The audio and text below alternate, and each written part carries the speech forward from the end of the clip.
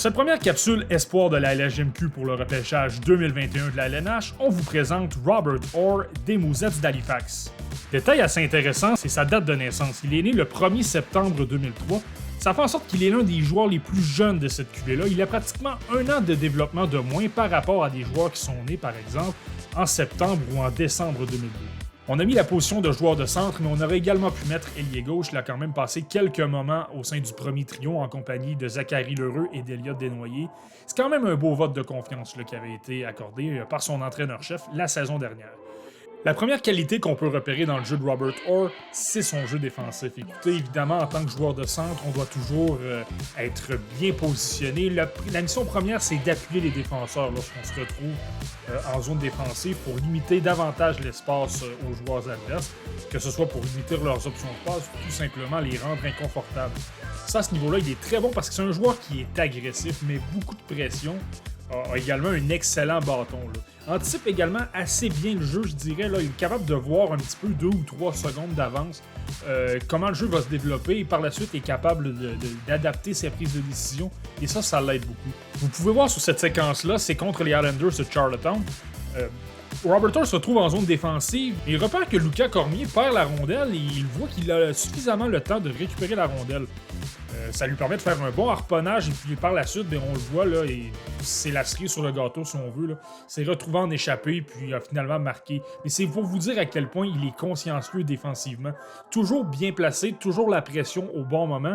Et ça pourrait vraiment lui servir s'il se retrouve un jour dans la LNH. Ce serait vraiment pas surprenant que ses entraîneurs-chefs l'utilisent davantage dans les missions défensives parce qu'il est toujours bien positionné et comprend suffisamment bien le jeu. Évidemment, vous pouvez voir venir la chose, c'est également un joueur qui est utilisé beaucoup en désavantage numérique.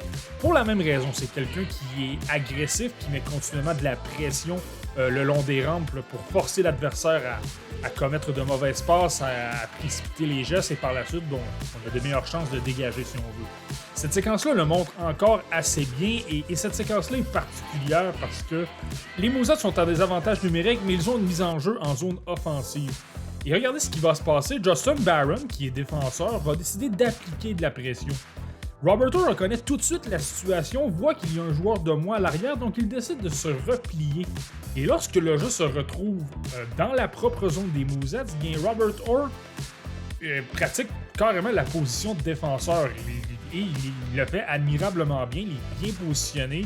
Et ça, c'est vraiment très très bon. Finalement, on le voit, il n'y a pas vraiment eu de chance de marquer du côté de l'adversaire. C'est vraiment excellent. Ça fait également en sorte qu'il est un excellent joueur d'échecs avant.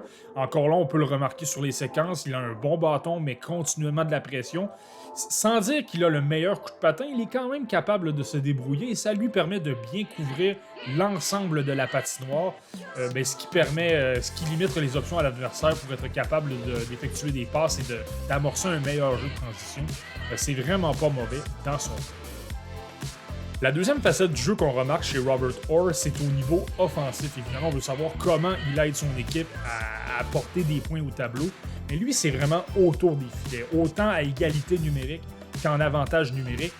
Il aime être placé autour des défenseurs, parfois même derrière eux, et d'être capable de pousser des rondelles derrière les gardiens adverses, ce qui n'est pas nécessairement mauvais. Là. Ça peut être un bon complément avec que ce soit un fabricant de jeu ou tout simplement un excellent marqueur qui va avoir un excellent lancer.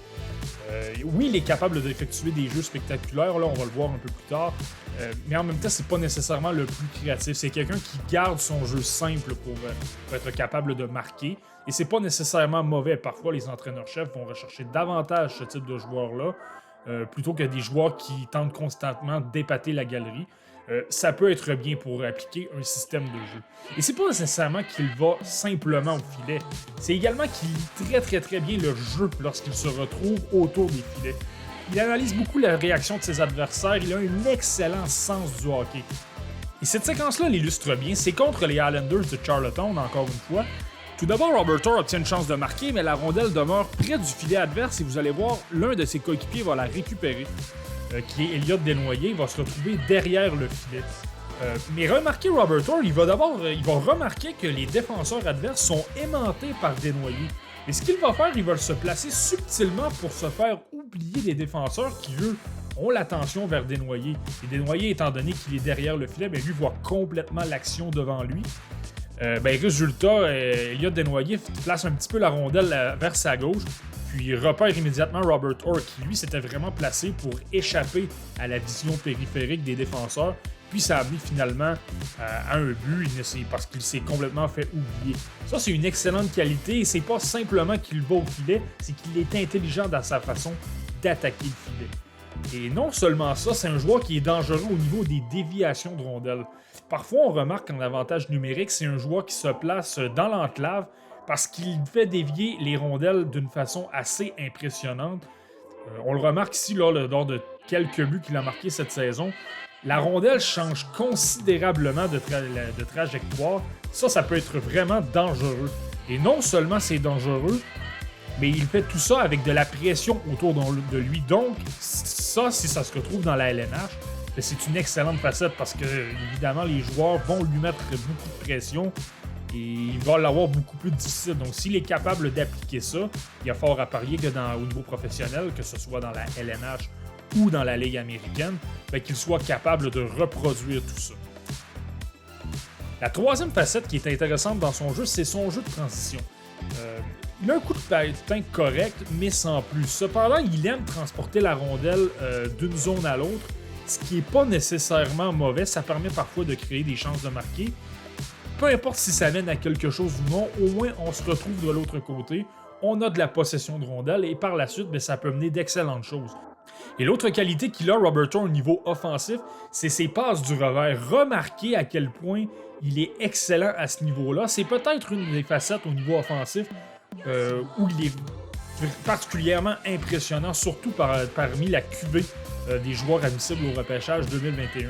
Ses passes sont toujours précises, toujours au bon endroit. Encore là, son sens du hockey se remarque. C'est franchement impressionnant dans le cas de Robert Orr à ce niveau-là. Il est capable autant de faire des passes du revers très très très élevées, autant qu'il est capable de les faire à ras la glace. C'est particulièrement impressionnant. Et on le remarque avec cette séquence-là encore également. Il se retrouve à faire une passe du revers, mais remarquez à quel point il fait cette passe rapidement, alors qu'il y a deux défenseurs dans son champ de vision. Ça lui permet quand même de repérer Elliott Desnoyers, qui se retrouve tout seul, et évidemment, qu'est-ce que ça donne? Ça donne un but de Desnoyers qui a été quand même assez important pour les Mousettes d'Halifax. La centrale de recrutement de la LNH classe Robert Orr 76e en Amérique du Nord. C'est bon pour le 17e rang chez les joueurs de la LHMQ ce chapitre. Ses qualités défensives et également son acharnement dans les deux sens de la patinoire sont des qualités qui pourraient plaire à des recruteurs et qui peuvent très bien se transposer dans la LNH. Maintenant, voyons voir si ça va pouvoir l'aider lors du prochain repêchage de la LNH.